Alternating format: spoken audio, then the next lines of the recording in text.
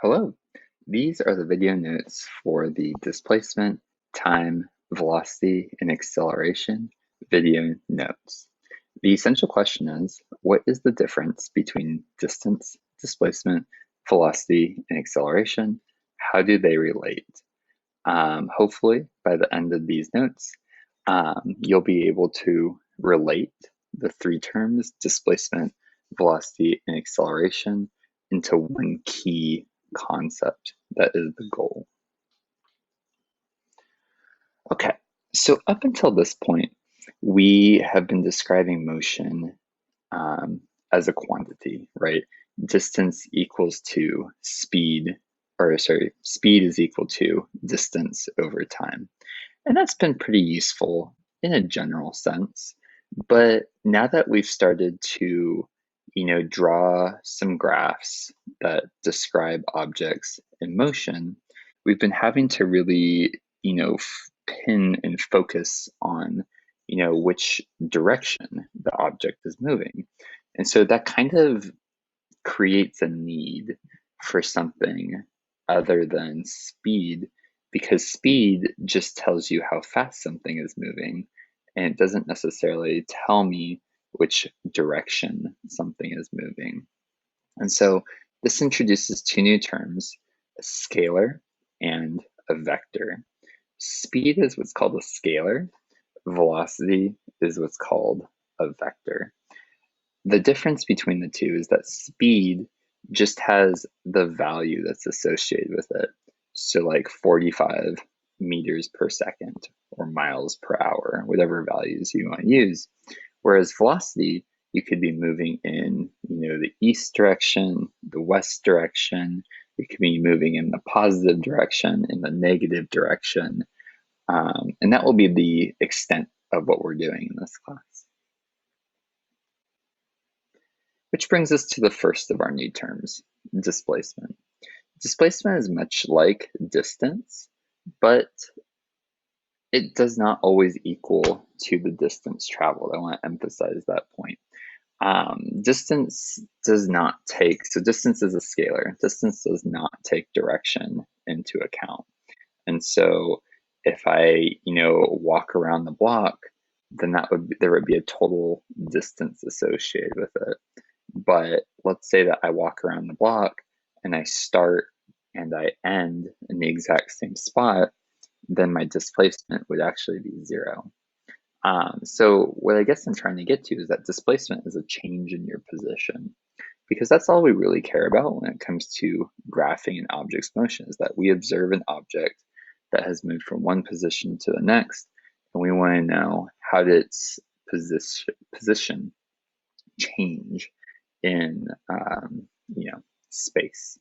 So the units for it should be meters. We've used it as centimeters in the past, and the equation for it, pretty simple. If you've never seen this triangle before, it just means delta, and delta just means the change in.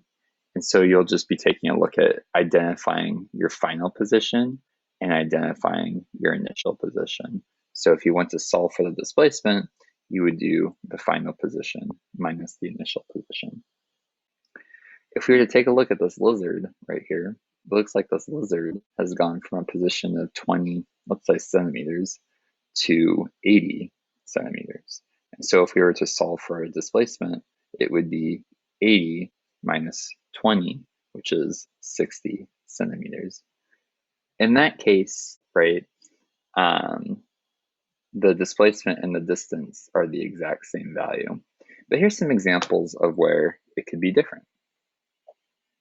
So take a look at this. Another example, right, of how displacement could be the same as distance. It goes from 10 to 80, so displacement is 70. And this one too, right, it goes from 3 to 12, displacement is 9. This one goes from a negative value to a positive value. So you do still have to take into consideration, right, the signs. And over here is where it gets a little trickier, right? Let's say you move from 80 to 20. Well, now we're taking into consideration a negative direction, right? So 20 minus 80 would be negative 60. my displacement's negative 60, which is a little different from distance, right? Because now I'm moving in the negative direction. I'm moving backwards. Same thing with this. We're going from a position of 15 to 0. So I have a displacement of negative 15. And this is where it can get really probably the trickiest is, let's say, we're moving from a position of negative 10 to negative 20. Well, you ended at negative 20 minus negative 10. So you may have to, do a little bit of adding and subtracting negative numbers. So how do you do this? Okay, so first you'll want to choose a reference point. Okay, position is the separation between an object and a reference point. And just keep in mind that displacement is going to always include a direction.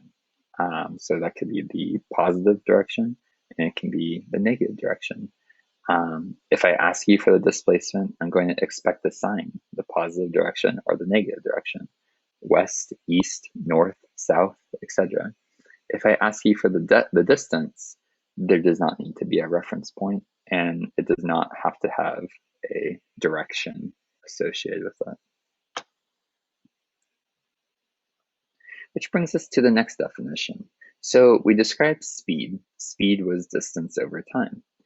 But again, we need more tools, right, to describe an object that is moving in the positive and the negative direction. Hence the definition of average velocity. So average velocity is, by definition, the displacement divided by the time interval, okay? And it may look exactly the same as speed, but I want to remind you that displacement is a vector, right? Displacement took into consideration the direction that something's moving. And so if you're going to use the displacement instead, well, now that means that our velocity is also going to take into consideration, as I mentioned in the previous slide, the direction. So it's going to have the quantity of speed and it's going to have the direction associated with it.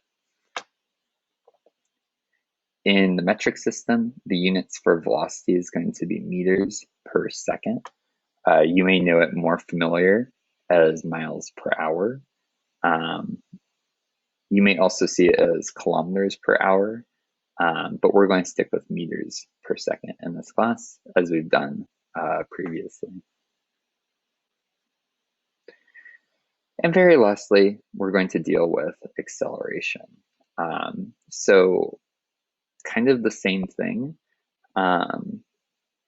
If you're going to have an object that is changing its velocity, right, then that means that this object is going to accelerate.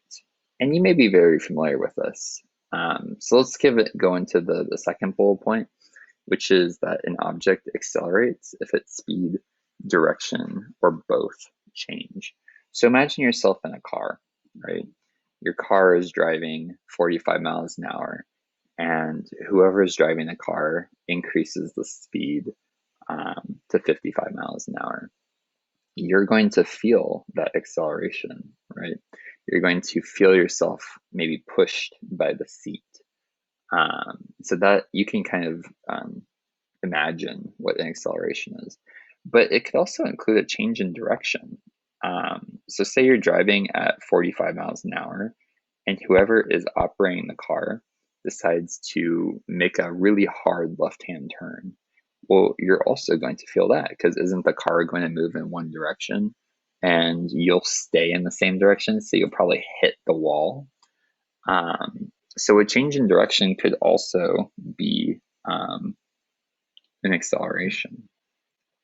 Which brings me to the third bullet point, which is that you can kind of get the feeling that acceleration also has a direction to it, right? You could be pulled or pushed one way or the other. So acceleration is also a vector.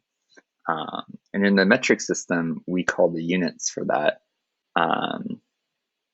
meters per second, which is abbreviated as meters per second squared. And I just realized that my presentation is incorrect. I'll go ahead and I'll edit this. Oops, not what I wanted. Wrong one.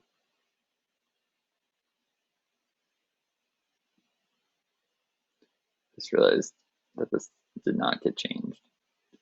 just as acceleration.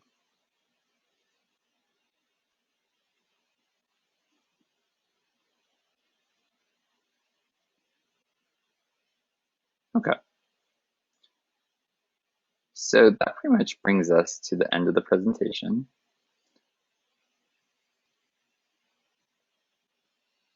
Oops. Love how it continues.